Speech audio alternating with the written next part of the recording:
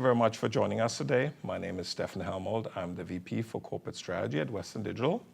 We're here today to talk about RISC-V.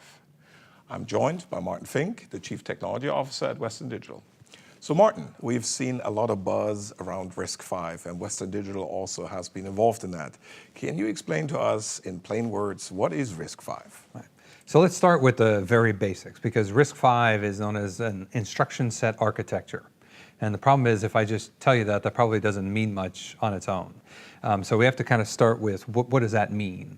And the simple way to think about it is all of our computers, you have a phone, you have a laptop, or anything like that, they all have this instruction set that are part of them.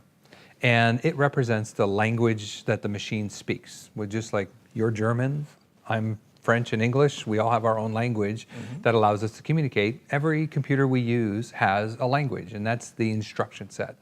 And so RISC-V is just a different instruction set that's new, relatively new, and it's open source, which means it's freely accessible to all. But that's the basic of RISC-V.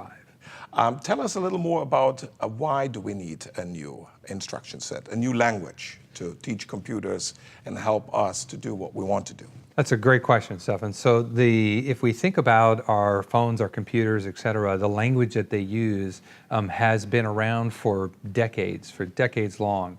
And when we think about now the next set of applications we want to run, and people might hear about things like machine learning and artificial intelligence, what we really see is an opportunity to start with a new language, a clean sheet of paper, so that we can really optimize the next generation of computing around this new language and this new instruction set architecture. And that's the opportunity that we have in front of us.